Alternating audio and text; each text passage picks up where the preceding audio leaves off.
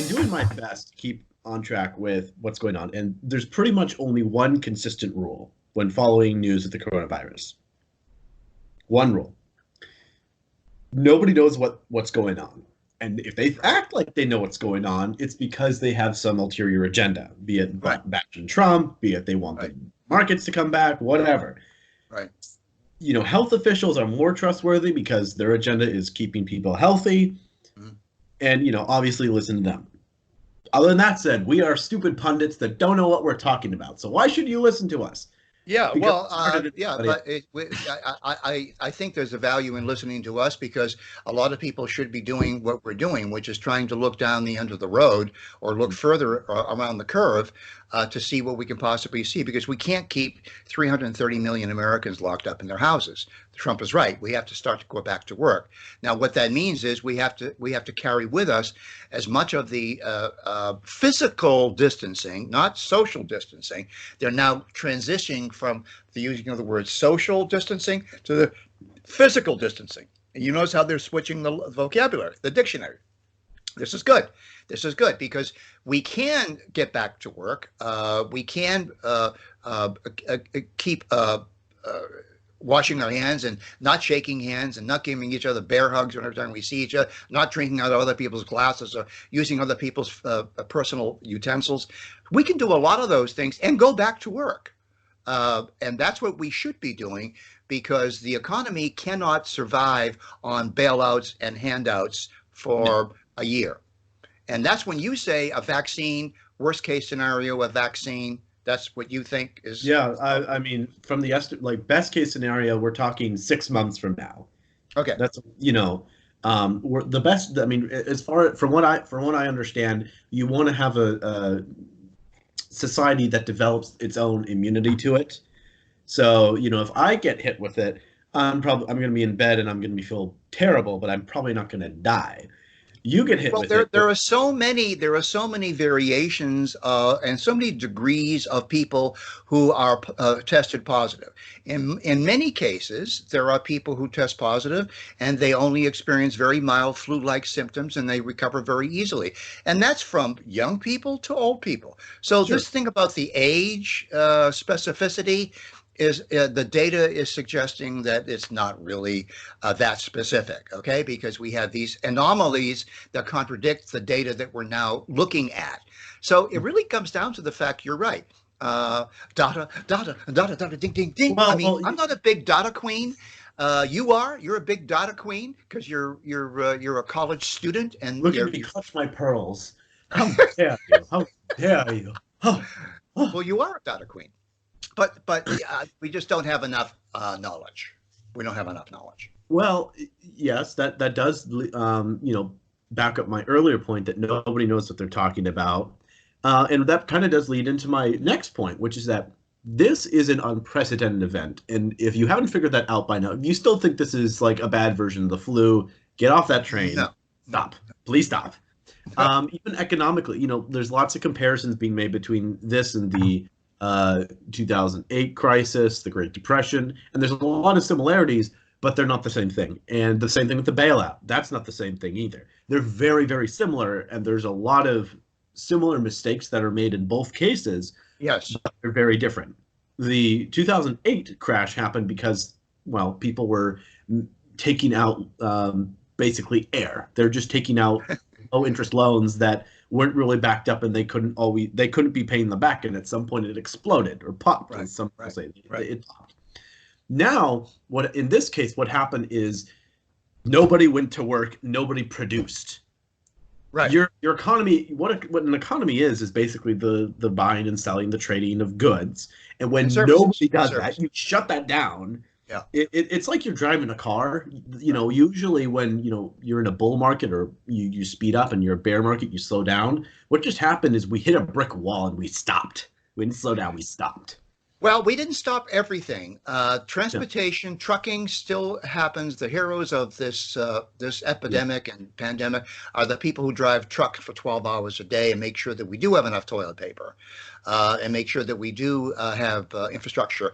Police, fire, first responders, nurses, doctors, these are the real people that matter. You notice you don't hear anything more about Black Lives Matter or transsexual lives matter. None of that crap is on anybody's radar right now. And this is a very important the point. backbone of democracy. This is a very, very important point.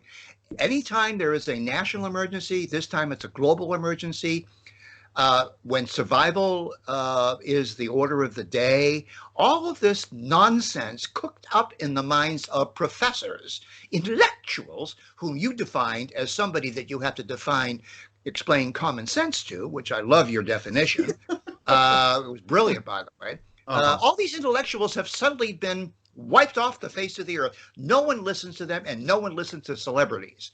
No one cares what Oprah Winfrey thinks about the virus, or what some quarterback thinks about the virus. No, nobody cares about that.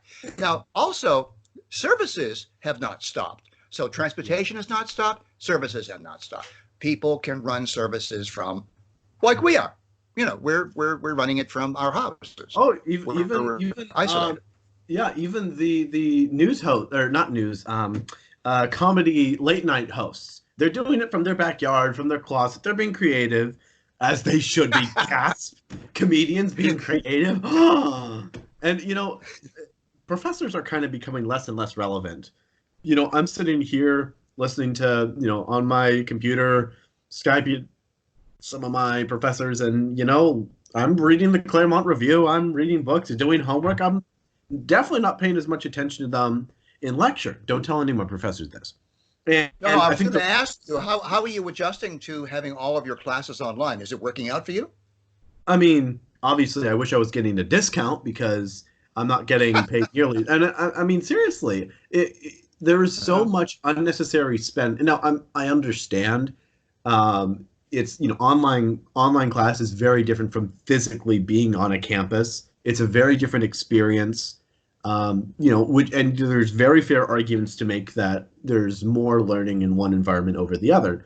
Yeah. Nevertheless, if all you want is a job or, you know, the raw knowledge, you don't really care about the experience and the feels and the living on campus life and blah, blah. If you don't care about that, you really don't need it. And as it turns out, most of your professors, if they can't work an email, why on earth are you learning how to get a job from these people? You know? Why? Yeah. Well, I think you're right. One of the outcomes, one of the silver linings we talked about before is that you're going to see a lot of the administrative positions in colleges and universities being let go.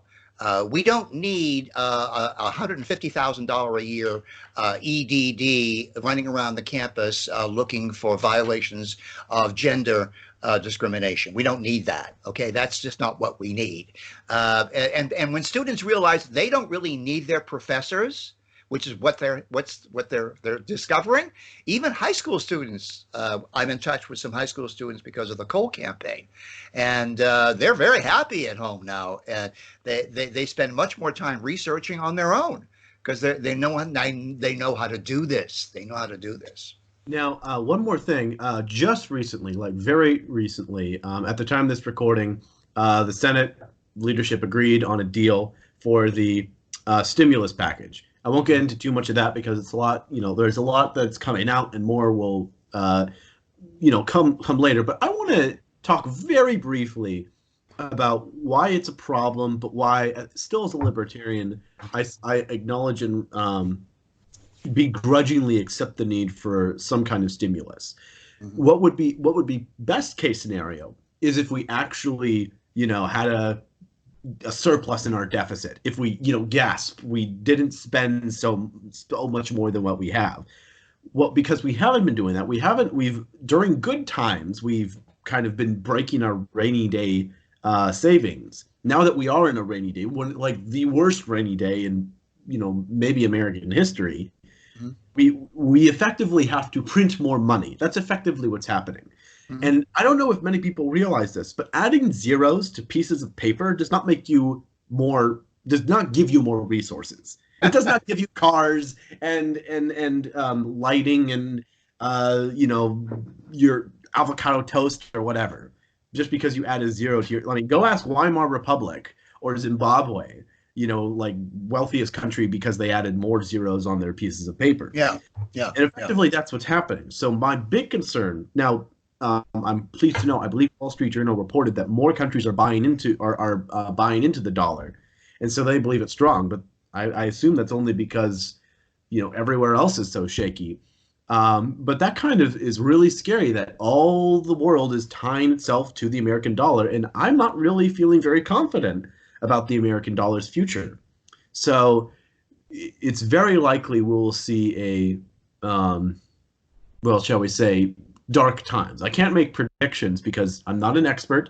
The experts don't know anything anyway, and this is a black swan event. Nobody knows what's going to happen. Well, you're quite right to point out that currency is an act of faith. That's why it says "In God We Trust" on the front of our currency. It is an act of faith. Standard. I find something a little bit contrary in what you just said about, okay, the world is running to embrace the dollar, and yet you're not confident about the future of the dollar. If the world has faith in the dollar, then the dollar is strong. Now, I'm not a student of economics. I did play one on TV, though. I did play one. Sure. On TV. Go ahead. Good. Oh, okay. No, I was going to say, basically, my point is that if you provide more the stimulus package, 2.5 trillion, I believe, where is this money coming from? Well, what it's coming from is they're printing more dollars. Right. And then comes the question, well, why are people trusting it? Well, I think it's because in these uncertain times, America has, just by the virtue of being America, people trust it more than their own currency. But right. I'm concerned that trust is misgiven, because it doesn't really seem like there's a reason why. Okay, so we're going to have to pause this conversation until the economy roars back, a better and stronger, and more robust. More robust, because the better the economy, the more taxes that will be collected, and the more the deficit and deregulation will happen. I mean, Trump has resurrected the economy once, and he'll do it again when this is over. That's my prediction. That's my prayer. That's my prayer. Anyway, see you, Alex.